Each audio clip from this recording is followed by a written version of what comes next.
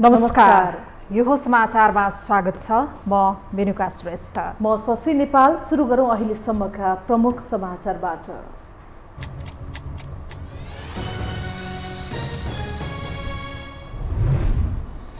वर्तमान सरकारलाई निर्वाचनबाट उखेल्ने ओलीको टिप्पणी। आफ्नै तागतमा चुनाव जित्ने प्रचण्डको दाबी। पैसाकै बलमा सत्तामा पुग्ने प्रवृत्ति मौलाएको समाजवादीको आरोप। स्थानीय निर्वाचनको मिति नजिकेसँगै दलहरूको दौडधुप तीव्र। उम्मेदवारीको सुनिश्चित गर्न दल अदल बदल गर्दै नेताहरू। स्थानीय तहमा छुट्टा छुट्टै समीकरणको तयारी। जसपाको संघीय परिषद बैठकमा अध्यक्ष भट्टराईको राजनीति प्रतिवेदनमा छलफल सुरु।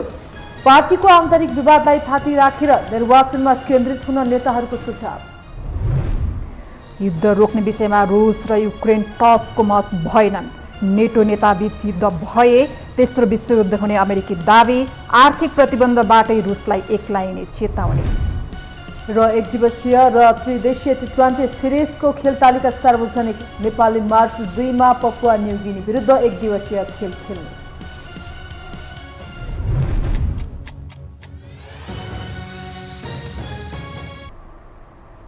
अब समाचार विस्तारमा। नेकपा एमालेका अध्यक्ष केपी शर्मा ओलीले वर्तमान सरकारलाई बालुवामा राखेको नक्करे मुलाको संज्ञा दिनुभएको छ। आज नेपाल निजामती कर्मचारी संगठनको 11औं राष्ट्रिय अधिवेशन उद्घाटन समारोहमा सम्बोधन गर्दै अध्यक्ष ओलीले अहिलेको सरकार जराबिनाको मुला भएको बताउनु भएको हो। उहाँले सानो मुलाको पनि सानो जरा हुने उल्लेख गर्दै अहिलेको सरकार मात्र 5 जनाको परमादेशले बनेको सरकार भएको र त्यसलाई उखेल्ने दिन कुरिरहेको बताउनु भयो। उहाँले सरकारलाई उखेल्न लाग्दा भागिरहेको उल्लेख गर्दै आगामी निर्वाचनबाट पूर्ण रूपमा उखेलिने बताउनु भयो। लोकतन्त्रका लागि लोकतन्त्र बचाउनु पर्ने, लोकतन्त्रलाई सही ढङ्गले कार्यान्वयन गर्दै अगाडि बढ्नुपर्ने ठाउँमा एउटा जिम्मेवार बनिएका लोकतान्त्रिक आन्दोलनमा इतिहास भएको पार्टीका नेताहरूको सोच कस्तो छ, चिन्तन कस्तो छ, व्यवहार कस्तो छ, आकांक्षा कस्तो छ भने आफू होइन अर्को पार्टी सरकारमा भएको हुनाले कर्मचारीहरूले असहयोग गर, कर्मचारीले सहयोग नगर भन्ने। कर्मचारीले सरकारलाई सहयोग नगर्न मिल्छ?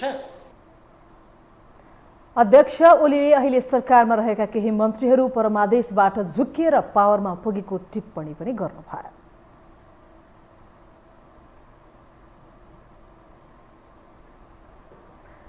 माओवादी केन्द्रका अध्यक्ष पुष्पकमल दाहाल प्रचण्डले स्थानीय निर्वाचनमा आफ्नो पार्टी आफ्नै बलमा जित्ने गरी अगाडि बढ्ने बताउनु भएको छ। अध्यक्ष प्रचण्डले गठबन्धनमा रहेका दलहरूसँग चुनावी तालमेलका कुरा आए सोच्न सकिने तर मूल रूपमा आफ्नै बलमा अगाडि बढ्ने नीति लिएको स्पष्ट पार्नुभयो। आज नुवाकोटमा आयोजित कार्यक्रममा प्रचण्डले निर्वाचनको कार्यक्रम, नीति र योजना बनाउने क्रम चलिरहेको बताउनुभयो। यस्तै पार्टीको सम्पूर्ण ध्यान स्थानीय तहको निर्वाचनमा लागेको उहाँको भनाइ थियो।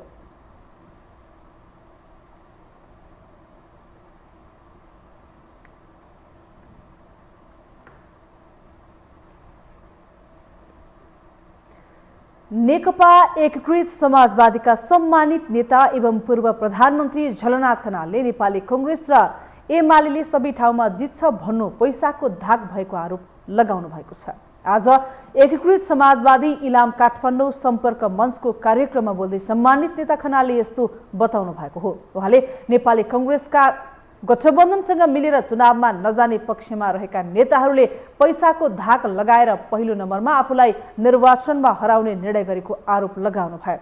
सम्मानित नेता खनालले नेपाली कांग्रेस र नेकपा एमाले पार्टी निर्वाचनमा पैसाको बोरा लिएर जाने पार्टी भएको आरोप समेत लगाउनु भयो। उहाँले आफ्नो पार्टीसँग कुनै पैसा नभएको बताउँदै जनता र सर्वहारा वर्गको पार्टीको रूपमा नेकपा एकीकृत समाजवादी रहेको दावी गर्नुभयो। जहाँ सम्भव हुँदैन भने त्यहाँ एक्लै जाने, पहल गरेर मिलेन। अहिले एक्लै परियो के हुन्छ, हारिन्छ होला क्या भनेर चुप लाग्ने कुरा छैन। हामी भिड्नुपर्छ, जति मात्रामा सकिन्छ त्यहाँबाट सुरु गर्नुपर्छ। नेक्स्ट इलेक्सनमा हामी पक्का जित्छौँ, अहिले तयारीको कुरा हो। त्यसो हुनाले हामीले अहिले नै सकेसम्म जित्ने हिसाबले तयारी गर्ने, अब कति मात्रामा सकिन्छ त्यो हिसाबले हामीले अगाडि बढ्ने, त्यो ढङ्गले अगाडि बढ्नुपर्छ। सम्मानित नेता खनालले देशको परिस्थिति नयाँ मोडतिर अघि बढिरहेको उल्लेख गर्दै नेपालमा उल्टो तरिकाबाट निर्वाचनको प्रक्रिया भइरहेको बताउनुभयो।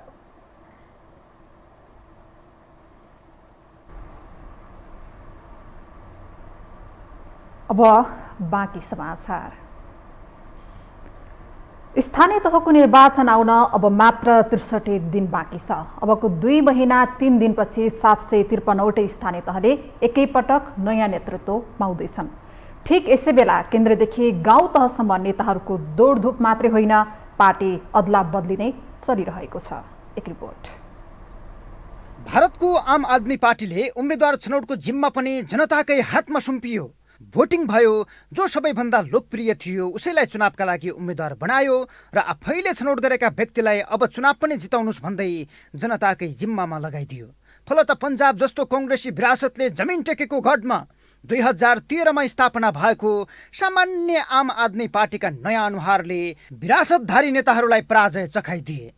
अहिले मोदीको विकल्प केजरीवाल बन्न सक्छन् भन्ने बहस भारतभरि चर्किएको छ। नेपालमा पनि अहिले स्थानीय तहको निर्वाचनको सरगर्मी चढेको छ।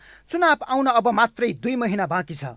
तर टिकट पाउनका लागि नेताहरूको घर दैलो चाहर्ने, पाउ मल्नेदेखि आफू सुरक्षित हुन जस्तो सुकै सौदाबाजी गर्न तयार भइदिने हरकतहरू देखिरहेका छन्। यी व्यक्ति हुन् सिन्धुपाल्चोकको बलेफी गाउँपालिकाका अध्यक्ष केदार छेत्री। गत निर्वाचनमा नेकपा एमालेबाट निर्वाचित भएका उनी झण्डै 5 वर्ष कार्यकाल पूरा हुँदै गर्दा अहिले कांग्रेस प्रवेश गरेका छन्।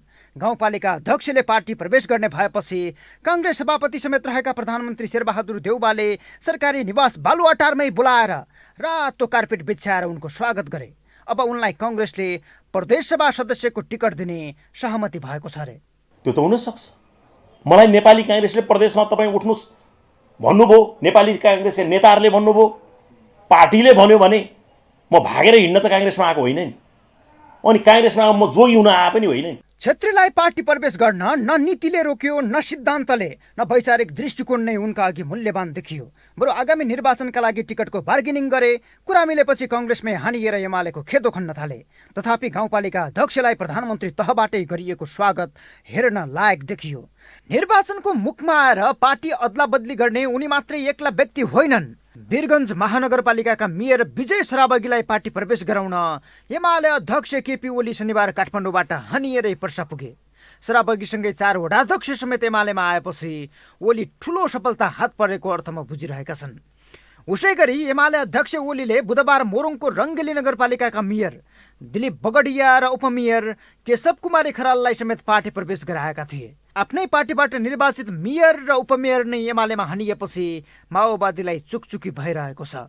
तर त्यसको भरपाई गर्न माओवादी केन्द्रका अध्यक्ष पुष्पकमल दाहाल प्रचण्डले रूपन्देहीको समरीमाई गाउँपालिकाका अध्यक्ष जितेन्द्रनाथ शुक्ला र त्यहाँका जनप्रतिनिधिलाई आगामी निर्वाचनमा टिकट दिने सुरक्षासहित पार्टी प्रवेश गराएका छन्।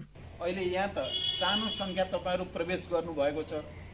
मसँग भित्र कोठामा कुरा गर्दा तपाईँहरूले जे भन्नुभयो, रूपन्देहीमा पनि हजारौँको प्रवेश गराइन्छ हामीले भन्ने तपाईँहरूले कमिटमेन्ट जस्तै गर्नुभयो, त्यस्तै कपिलवस्तुमा पनि हजारौँको सङ्ख्यामा प्रवेश गराउन सकिन्छ भनेर जे भन्नुभयो र अरू कमेन्टहरूले पनि मलाई जे ब्रिफिङ गर्नुभयो त्यसबाट मैले एउटा महत्त्वपूर्ण उपलब्धि भएको ठानेको छु।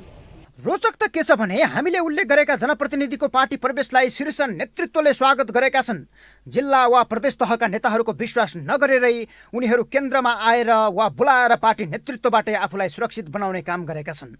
केन्द्रीय नेतृत्व नै राजनैतिक सौदाबाजी र अदला बदलीमा लागि परेपछि तल्लो तहका नेता कार्यकर्ता समेत जो जससँग मिले पनि सत्ता कब्जा नै अन्तिम हो भन्ने बुझाएका साथ अघि बढेका छन्। तल पनि राजनीतिक कार्यकर्ताहरूमा हिजो देखा पर्थ्यो माथिल्लो नेतृत्वमा चाहिँ त्यस्तो प्रकारको अवसरवादिता बढी र अहिले चाहिँ तल पनि के थाहा पायो भने यो नेताहरूले जोसँग मिले पनि हुँदो रहेछ, एमालेसँग मिले पनि हुँदो रहेछ, माओवादी एमालेसँग मिले पनि हुँदो रहेछ, एमाले काङ्ग्रेससँग मिले पनि हुँदो रहेछ, काङ्ग्रेस कम्युनिस्टसँग मिले पनि हुँदो रहेछ।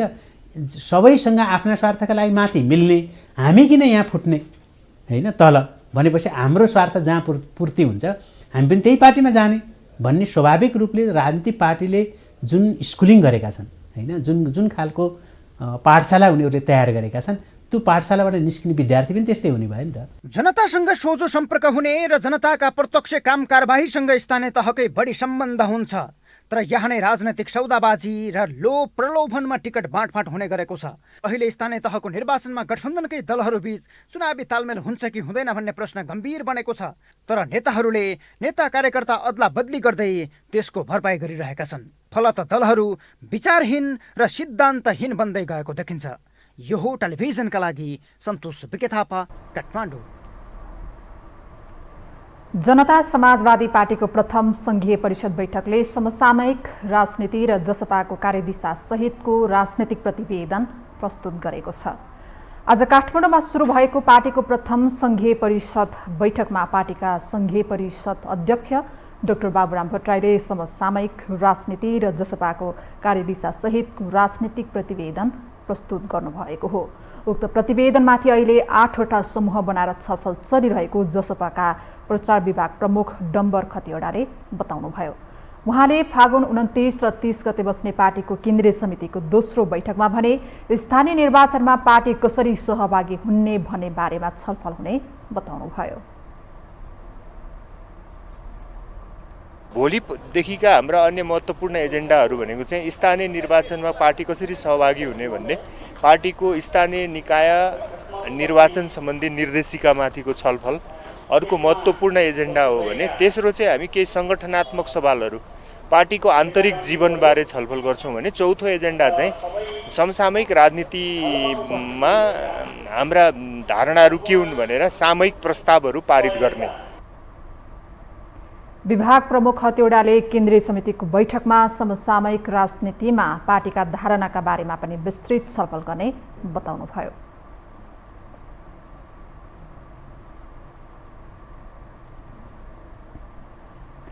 हामीसँग समाचार बाँकी नै छन्, अहिलेलाई विश्राम।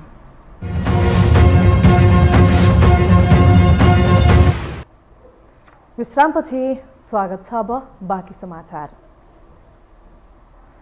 स्थानीय तहको निर्वाचन नजिकिएसँगै राजनैतिक नेतृत्वमा सरगर्मी बढेको छ। यसअघि शहर केन्द्रित बनेका नेताहरू अब गाउँ पस्न थालेका छन्। उनीहरूको सक्रियता एकाएक बढेको हो। एक रिपोर्ट। घडीले बिहानको 11 बजाउँदै गर्दा नेकपा एमालेका अध्यक्ष केपी शर्मा ओली काठमाडौँको एक मञ्चबाट विपक्षी र सरकारमाथि तीर हानिरहेका थिए। सत्ता गठबन्धन, निर्वाचन, सरकार र सरकारका मन्त्रीहरू उनको निशानामा थिए। यो अचम्म लाग्दैन कहिले कहिले मन्त्रीका भाषण देख्दा गर्छ मन्त्री, तपाईँलाई अचम्म लाग्दैन क्या मन्त्री कहाँबाट आयो, यस्तो मन्त्री कसरी आयो, यस्तो मन्त्री अचम्म लाग्दैन। कस्तो कस्तो मान्छे अखाडामा कुस्ती खेल्न पस्दैछ कि रेस्लिङको रिङमा पस्दैछ कि। यो गभर्मेन्ट ठिक त हामी लगाइहाल्छौँ नि, यो केही होइन। यो मुलाको पनि अलिकति सानोतिनो भए पनि जरा हुन्छ, यसको त जरा नफरा 5 जना नै नियुक्त गरेका सरकारले, जरा नफराको सरकार। जब दिउँसो भयो, घडीको सुई करिब 1 बजेको आसपासमा पुग्यो। एमाले अध्यक्ष ओली पर्साको वीरगञ्जमा झुल्किए। स्थानीय तहको निर्वाचन वैशाख 30 मै हुने भएपछि देख्नेलाई समेत पत्याउनै मुस्किल पर्ने गरी एमाले अध्यक्ष ओलीको व्यस्तता बढेको छ। जबकि ओलीको दौडधुप शुक्रबार मात्रै पोखरा शहरमा केन्द्रित थियो। त्यसअघि नै मोरङ पुगेर उनले रङ्गेली नगरपालिकाका मेयर र उपमेयरलाई पार्टी प्रवेश गराएका थिए। शनिबार मात्रै पर्सा पुगेर ओलीले वीरगञ्ज महानगरपालिकाका मेयर र 4 वडाध्यक्ष र 1 गाउँपालिका अध्यक्षलाई पार्टी प्रवेश गराएका छन्। नेकपा माओवादीबाट, फोरमबाट, अनेकबाट प्रवेश गर्ने सबै साथीहरूलाई म पार्टीमा नेकपा एमालेमा हार्दिक स्वागत गर्न चाहन्छु। देशको विकास अनिवार्य छ। गरिबी हटाउन, मधेसबाट गरिबीलाई भगाउन जरुरी छ, अनि मात्रै हामी गरिबी हटाउन सक्छौँ। मधेसबाट शिक्षाको लहर अगाडि बढाउन आवश्यक छ। नेकपा माओवादी केन्द्रका अध्यक्ष पुष्पकमल दाहाल प्रचण्डले समेत आफ्नो दौडधुपलाई लगालग बढाएका छन्। शुक्रबार सुर्खेतमा पुगेर कार्यकर्ता प्रशिक्षण चलाएका प्रचण्ड दिनभर त्यही व्यस्त बने र सुर्खेतमै विरोधीहरूको निशाना प्रचण्डमाथि पर्यो। कार्यकर्ताकै बीचमा रहेका प्रचण्डलाई ढुङ्गा प्रहार भएको र प्रचण्ड कुटिएको खबर दिनभर भाइरल भएपछि उनले स्पष्टीकरण नै दिनु पर्यो। समाचार काठमाडौँमा अहिले त्यो भाइरल भएको छ अरे कर्णाली त्यहाँ प्रशिक्षण सिटी हलमा भएको थियो, त्यो ठाउँमा प्रचण्डमाथि ढुङ्गा प्रहार भयो, प्रचण्डको चस्मा फुट्यो, त्यहाँ असफल भयो भनेर प्रचार गरेका रहे। यही नाराहरूको चस्मा जस्ताको जस्तै छ। तर बुझ्दा के देखियो भने एमाले भन्ने गुटका मान्छेहरू विक्षिप्त भएका छन् र उनीहरूले यो प्रचार गरेको झुटो प्रचार गरेर पनि बाहिर केही भ्रम दिन सकिन्छ कि भनेर कोसिस गरेको देखियो। सुर्खेतबाट सोझै नुवाकोट हानिएका प्रचण्ड शनिबार दिनभर पार्टीकै गतिविधिमा केन्द्रित बने। मूलत निर्वाचनमा कसरी जित्ने भन्ने अभियानलाई नै प्रमुख बनाएर उनको दौडधुप चलिरहेको छ। अब हामी आफ्नै खुट्टामा उभिएर जनतासँग सम्बन्ध बलियो बनाएर आफ्नै ताकतमा जित्ने कुरालाई उच्च प्राथमिकता दिने भनेका छौँ हामीले। तर फेरि निर्वाचन नजिक आउँदै जाँदा कसैसँग तालमेल गर्ने स्थिति हुने भने तालमेललाई पनि ध्यान दिने, तालमेल गर्दा गठबन्धनकै बिचमा तालमेल गर्न जोड गर्ने भन्ने हाम्रो नीति छ। अब कुरा गरौँ नेपाली कांग्रेसका सभापति समेत रहेका प्रधानमन्त्री शेरबहादुर देउबाको। कमै मात्र राजधानी बाहिर जाने र काठमाडौँमै भएका कार्यक्रममा समेत देउबाको उपस्थिति कम रहन्छ। तर यति बेला उनले समेत दिनमा 2-4वटा मञ्चलाई काठमाडौँमै सम्बोधन गरिरहेका छन्। बालुवाटारबाट सिंहदरबार पनि बिरलै जाने देउबा बिहीबार त पर्सानै पुगेर पार्टीको कार्यक्रमलाई सम्बोधन गर्न भ्याएका थिए। अहिले गठबन्धनको सरकार भएको कारणले मिलेर चुनाव लडाइँमा स्थानीय तहदेखि प्रान्त प्रदेश र केन्द्रमा पनि भोलि आउँदो सरकारसँग बनाउने पनि हामीहरू लागि हुन सक्छौँ। यी प्रमुख 3 पात्र झैं अन्य दलका अन्य नेता समेत आफ्नै रणनीतिका साथ दौडधुप चलाइरहेका छन्। निर्वाचनलाई आफ्नो पल्लामा पार्न रोग भोग र शोक नभनी नेताहरूको दौडधुप चलिरहँदा स्थानीय तहको निर्वाचनको सरगर्मी बढेको स्पष्टै छ। अहिले एक्लै परियो के हुन्छ, हारिन्छ होला क्या भनेर चुप लाग्ने कुरा छैन। हामी भिड्नुपर्छ, जति मात्रामा सकिन्छ त्यहाँबाट सुरु गर्नुपर्छ। नेक्स्ट इलेक्सनमा हामी पक्का जित्छौँ, अहिले तयारीको कुरा हो। त्यसो हुनाले हामीले अहिले नै सकेसम्म जित्ने हिसाबले तयारी गर्ने, अब कति मात्रामा सकिन्छ त्यो हिसाबले हामीले अगाडि बढ्ने। स्थानीय तहको निर्वाचन आगामी वर्षको वैशाख 30 मा हुँदैछ। कसले कसका कार्यकर्ता बढी तान्ने होड सुरु भएको छ। कसले कसलाई कति प्रलोभनमा पार्ने प्रतिस्पर्धा चलिरहेको छ। मूलत झन्डै 5 वर्ष अघि गाउँबाट हराएका नेताहरू निर्वाचन आएसँगै गाउँ पस्न थालेका छन्। यो हो टेलिभिजनका लागि सन्तोष बेके थापा, काठमाडौँ। जनता समाजवादी पार्टी जसपा विगत केही समयदेखि केन्द्रीय नेतृत्व बीचको मतभेदका कारण आन्तरिक द्वन्द्वको चपेटामा छ। अरू राजनीतिक दलहरू चुनाव लक्षित अभियानमा व्यस्त हुँदा पार्टीको औपचारिक बैठक समेत बस्न नसकेको जसपा अब भने छलफलमा जुटेको छ। शनिबारबाट सुरु भएको संघीय परिषद र केन्द्रीय समितिको बैठकसँगै जसपा चुनावमा केन्द्रित हुने देखिएको छ। एक रिपोर्ट। स्थानीय तहको निर्वाचन मिति नजिकैसँगै साना ठूला सबै राजनैतिक दल चुनावी अभियानमा होमिएका छन्। निर्वाचन आयोगको तयारीसँगै राजनैतिक वृत्तमा चुनावी सरगर्मी बढेको छ। तर केही राजनैतिक दलहरू भने दलभित्रको आन्तरिक द्वन्द्व र नेतृत्व बीचको टकरावका कारण न त पार्टी विस्तार गर्न सकेका छन्, न त चुनावी गतिविधिलाई निरन्तरता दिन सकेका छन्। आफूलाई वैकल्पिक शक्तिको रूपमा परिचय दिने जसपा यसको एउटा उदाहरण हो। साना ठूला अधिकांश राजनैतिक दल अझ प्रमुख पार्टीहरू नजिकै गरेको स्थानीय तह निर्वाचनका लागि नेता तानातान र खोसाखोसमा व्यस्त छन्। स्थानीय तहमा मेयर, गाउँपालिका अध्यक्ष नै आफ्नो पार्टी छोडेर अर्को पार्टीमा प्रवेश गर्ने होड नै चलिरहेको छ। तर जनता समाजवादी पार्टी जसपा भने केन्द्रीय समिति अध्यक्ष उपेन्द्र यादव र संघीय परिषद अध्यक्ष बाबुराम भट्टराई बीचको टकरावले आन्तरिक किचलोमा फसेको छ। यद्यपि नेताहरू पार्टीको विवाद समाधान उन्मुख रहेको बताउँदै आएका छन्। जीवन्त पार्टीमा आन्तरिक छलफल हुन्छ। त्यो आन्तरिक छलफल त सबै होइन, हाम्रो अब अहिले सबै एक ढिक्का भएर हामी आएका छौँ। पार्टीभित्र विचार हुन्छ, सिद्धान्त हुन्छ, सबै कुरा हेर्ने छलफल त भइरहन्छ। यसैमा यत्रो साथीहरू छलफल छ, सबैले के आफ्नो आफ्नो धारणा राख्न सक्छ, उसको स्वतन्त्रता छ। त्यसको लागि हाम्रो पार्टीमा त्यस्तो कुनै छैन। चुनावमा हाम्रो पार्टी एक ढिक्का भएर जान्छ। यो गठबन्धन टुट्दैन, यो गठबन्धन प्रतिनिधि सभाको चुनावसम्म जान्छ, स्थानीय पनि मिलेर हामी जान्छौँ। दुई अध्यक्ष बीच विवाद चुलिएका कारण केन्द्रीय समिति बैठक कार्यकारिणी बैठक समेत प्रभावित बनिरहेको अवस्थामा अब भने जसपा पनि छलफल र बहसमा जुटेको छ। शनिबारबाट संघीय परिषद र केन्द्रीय समितिको बैठक क्रमशः काठमाडौँको बानेश्वरमा सुरु भएको छ।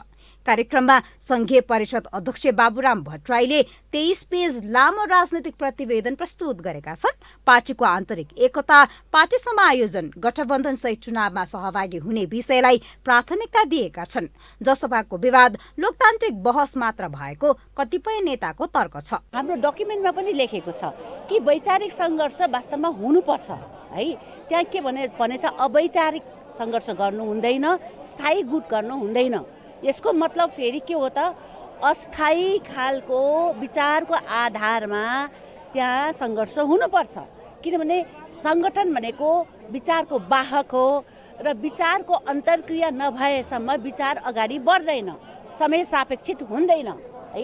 त्यो दृष्टिकोणबाट यो जसपाभित्रको सङ्घर्ष भनेको वैचारिक सङ्घर्ष हो, त्यति हो। जनता समाजवादी पार्टी एक ढिक्का भएर स्थानीय तहको निर्वाचनमा होमिने नेताहरूको दाबी छ। आवश्यकता अनुसार गठबन्धन सहित निर्वाचनमा जाने उनीहरू बताउँछन्। वैचारिक बहसहरू, वैचारिक छलफलहरू हुने गर्छ, तर पार्टी फुट्ने गरी नै विवाद हाम्रो बिचमा थिएन र अहिले पनि छैन। हामी एकजुट भएर एकताको साथ निर्वाचनमा जाँदैछु।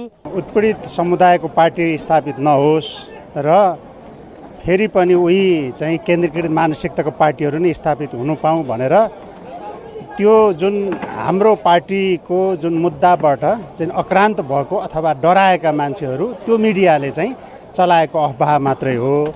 जसपाभित्र त्यस्तो धेरै किचकिच होइन, सामान्य चाहिँ जसपाभित्र भएको सामान्य विवादलाई उछालेर ठुलो बनाइएको मात्रै हो। जारी छलफल र संघीय अध्यक्ष भट्टराईको राजनीतिक प्रतिवेदनलाई अर्का अध्यक्ष उपेन्द्र यादव समूहले स्वीकार गर्ला। जसपा भित्रको सकसलाई कसरी पार लगाउला? पटक पटक फुट र जुटको श्रृङ्खलामा फसेको जसपाले आगामी निर्वाचनमा ठूला पार्टी मधेसमा उदाउँदै गरेको सीके रावतको जनमत पार्टी सहित मधेसमा आफ्ना प्रतिस्पर्धी र अन्य क्षेत्रमा पनि पकड बनाउन कस्तो रणनीति अवलम्बन गर्ला, यो चासोको विषय बनेको छ। यो हो टेलिभिजनका लागि क्यामेरामा निशान तामाङका साथमा निम्लेकी शेर्पा, काठमाडौँ। अब बाँकी समाचार। पछिल्लो 24 घण्टामा नेपालमा थप 73 जनामा कोरोना संक्रमण पुष्टि भएको छ। स्वास्थ्य तथा जनसङ्ख्या मन्त्रालयका अनुसार पछिल्लो 24 घण्टामा 5062 जनामा परीक्षण गर्दा 73 जनामा संक्रमण पुष्टि भएको हो। त्यस्तै कोरोना संक्रमणबाट थप कुनै पनि व्यक्तिको मृत्यु भएको खबर छैन भने 192 जना संक्रमणमुक्त भएका छन्।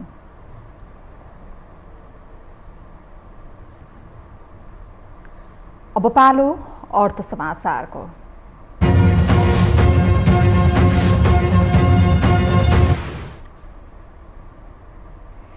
बेरोजु अर्थात् रित नपुर्याई कारोबार गरेको रकम जुन नेपालमा निरन्तर बढिरहेको छ, यस्तो रकम 4 खर्ब 18 अर्ब 85 करोड रुपैयाँ पुगेको छ। यसमध्ये सङ्घ, प्रदेश र स्थानीय सरकार तथा विभिन्न निकायबाट राज्यले असुल गर्नुपर्ने बेरोजु रकम 26 अर्ब 40 करोड 13 लाख पुगेको छ।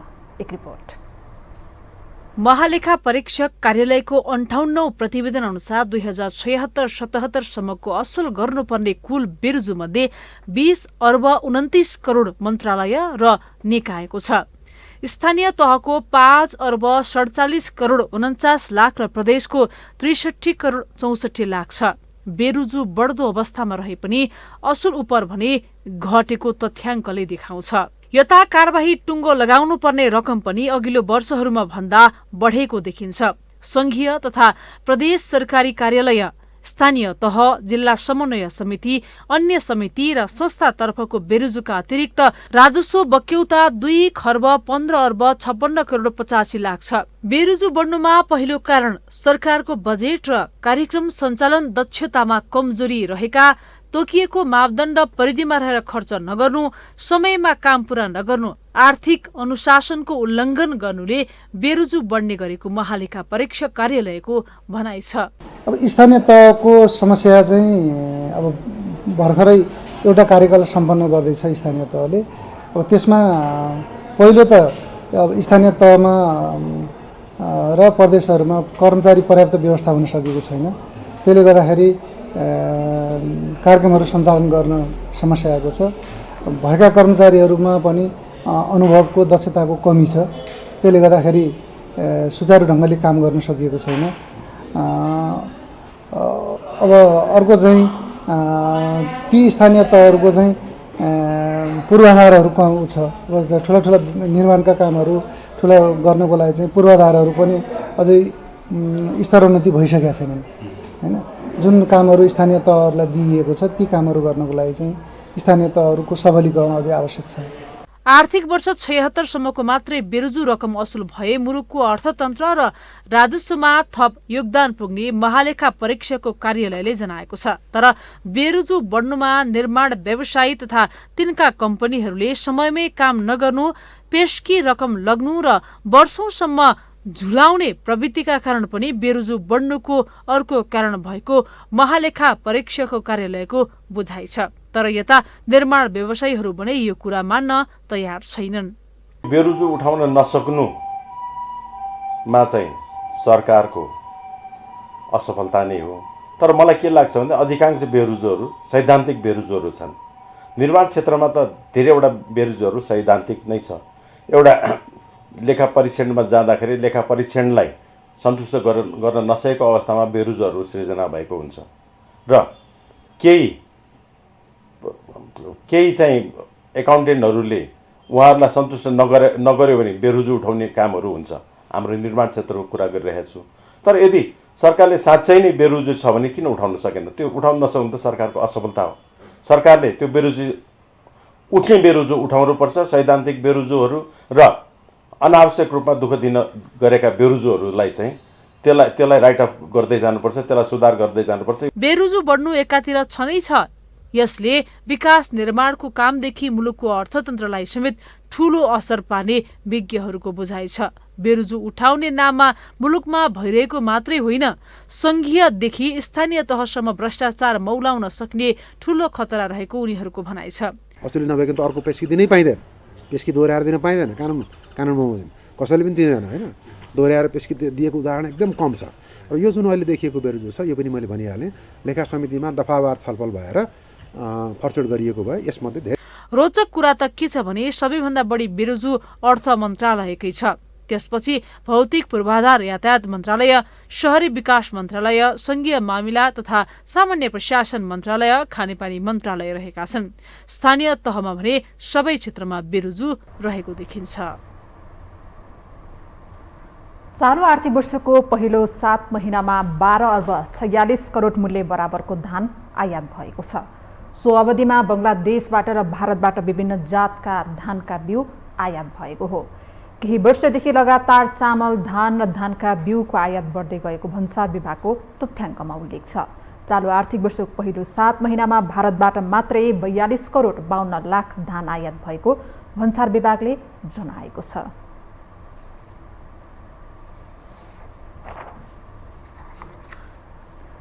हामीसँग अन्तर्राष्ट्रिय र खेल समाचार बाँकी नै छन्। अहिलेलाई विश्राम।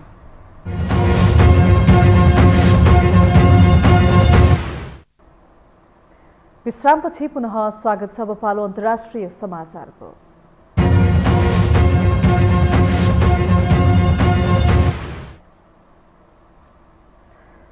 रूस युक्रेन बीचको युद्ध 2 साता पुग्दा थप आक्रामक बनिरहेको छ। 2 साता पुग्दा रूसी सेना युक्रेनको राजधानी कियवतर्फ लम्किरहेका छन्। यता अमेरिकाले भने 2 राष्ट्र बीचको युद्धलाई लिएर तेस्रो विश्वयुद्ध हुन सक्ने चेतावनी दिन थालेको छ।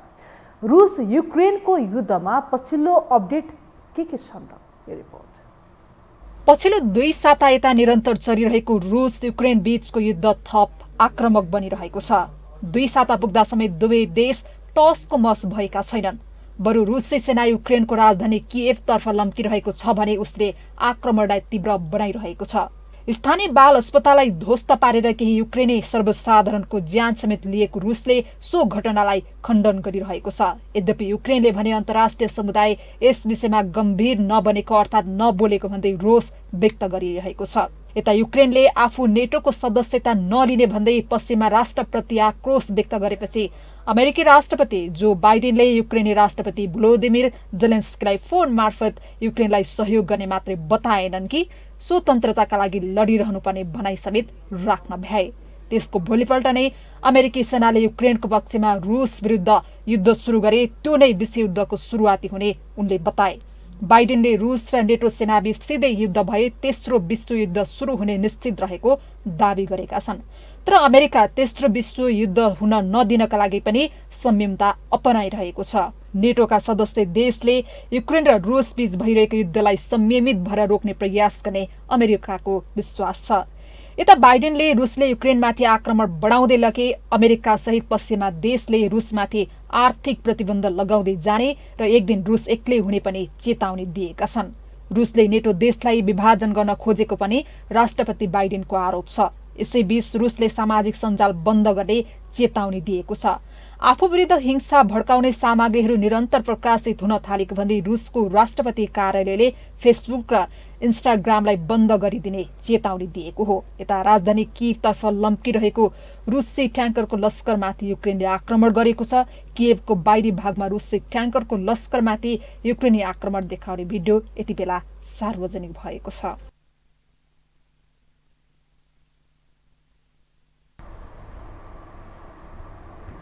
अब पालो खेल समाचारको।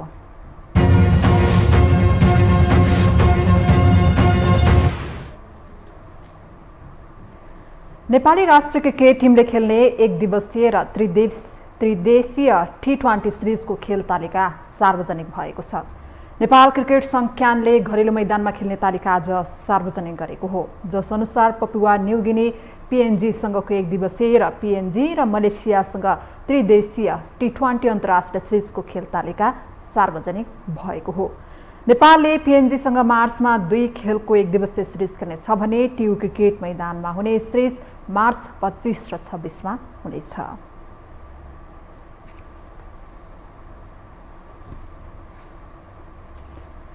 यसअघि हामी यो समाचारको अन्त्यमा आइपुगेका छौं। बिदा हुनु अघि प्रमुख समाचार पुनः एकपटक।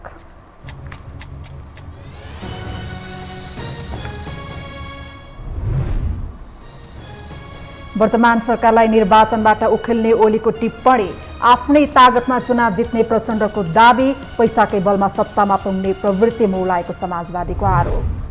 स्थानीय निर्वाचनको मिति नजिकैसँगै दलहरूको दौडधुप तीव्र, उम्मेदवारीको सुनिश्चित गर्न दल अदल बदल गर्दै नेताहरू, स्थानीय तहमा छुट्टा छुट्टै समीकरणको तयारी।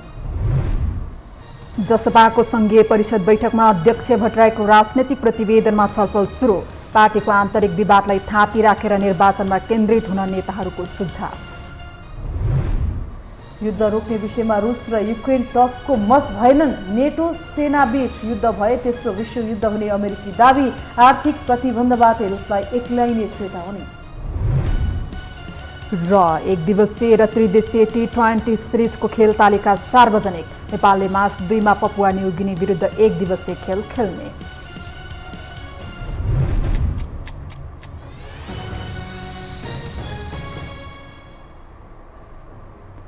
हवस् त, यो समाचार सकियो। समाचार बुलेटिनका साथै यो टेलिभिजनका सम्पूर्ण कार्यक्रम यो टेलिभिजन.com, यो खबर.com, युट्युब र फेसबुकमा पनि पढ्न र हेर्न सक्नुहुनेछ।